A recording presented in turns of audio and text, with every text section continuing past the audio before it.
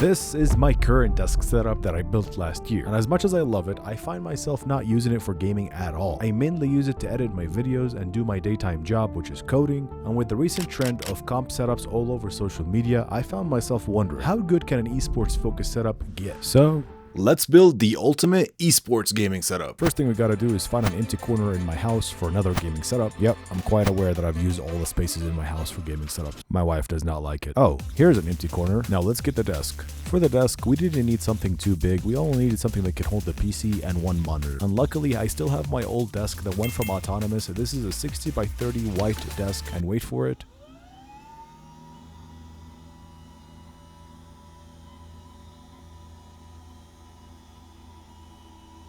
It's a stand-up desk that I'm never going to use standing. But anyway, I honestly do love this desk. I've used it in many setups before. It's the perfect size for one monitor setup, and I've had it for almost 4 years now, and honestly, it's still actually quite sturdy and the quality of it is pretty good.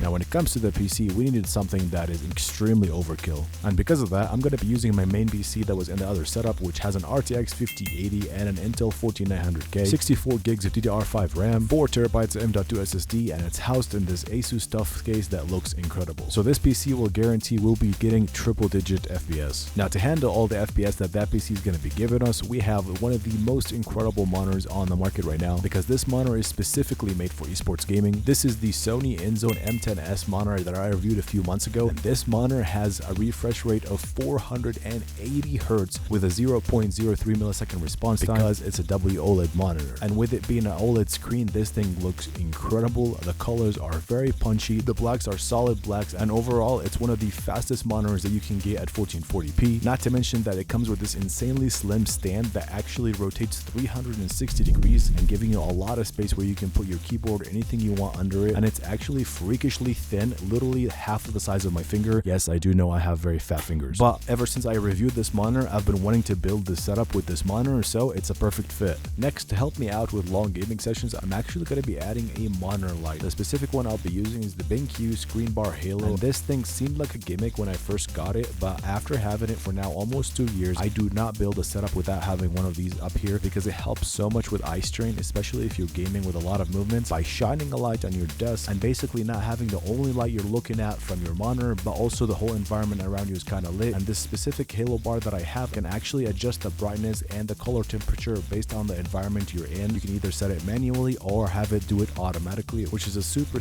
bougie feature, but it does cost $150 just for the light. Now, for the peripherals, we have an extremely special package from Sony. They just released a whole new lineup of peripherals that is catered specifically for esports gaming. And I know that you're starting to think that this video is sponsored by INZONE, but I promise you it's not. They are not going to be seeing this video before it's released. They just sent a bunch of their new products that are specifically catered for esports, and after I looked at the specs of these peripherals, I seriously thought this is perfect for this video. Also, don't I look extremely sexy in this hat? Starting with the mousepad, this is the INZONE Matte D, and the size of it is 480mm by 400. It's got this really cool black and purple gradient colorway that looks pretty awesome. It is 4mm thick, so it's pretty cushiony. One nice thing that I noticed right away is the stitching is lower than the actual mousepad, so it will not be irritating your arm. And the texture on the mousepad feels quite decent, and I'll show you how good it's glide after I show you this crazy mouse that we got with it. This is the brand new INZONE Mouse A, and this mouse is crazy light. It only weighs 48 grams, which is extremely light. It has 90-hour battery life, and get this, it can do 8,000 Hz pulling. It has its own custom PAW 395 sensor. It can give you a 10-hour playtime with just a 5-minute charge, and I honestly love how tactile the clicks and the switches sound on this mouse.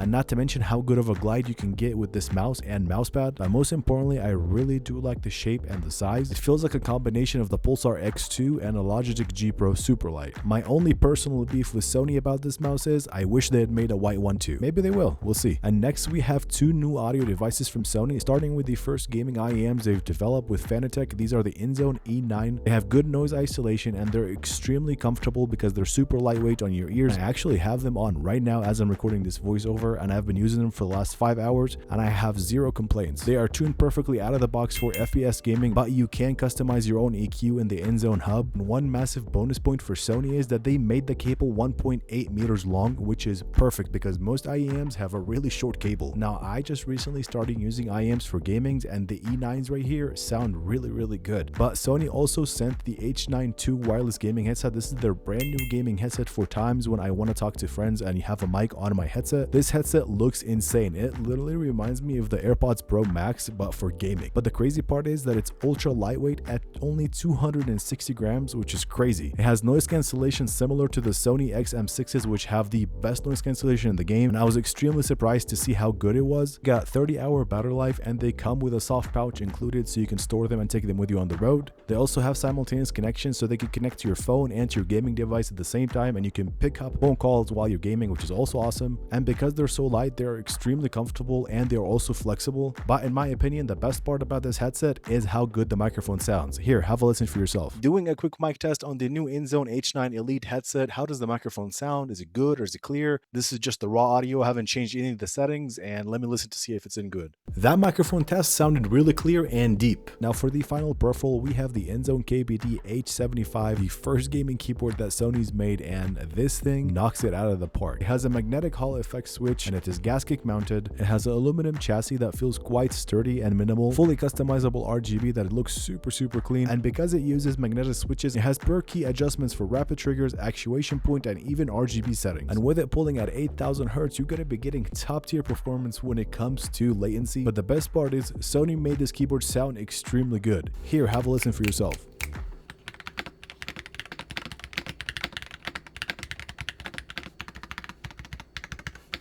Now, what would a good setup be if you had all the cables just dangling? So of course, I'm going to be doing my normal cable management. I use these individual Velcro straps and double-sided tape to tighten everything up, and 15 minutes later, it looks so much better. Now at this point, the only thing we're missing is my gaming chair, and I'm actually going to be using my Titan 2022 Secret Lab gaming chair, and honestly, this is my go-to chair when it comes to a gaming chair. It is more expensive, around $600, but I've had it for 5 years now, so for me, it was a good investment. Now for the final touches, I'm going to be adding a plant to the setup to give it a little more personality, and then I'm adding this RGB light bar behind the setup to give the whole setup more ambiance. And finally, I bought this $15 magnetic lamp that looks pretty cool. It has like a magnetic ball at the top just to give the setup a little more personality and style. And with that said, here's the final look at the entire gaming setup.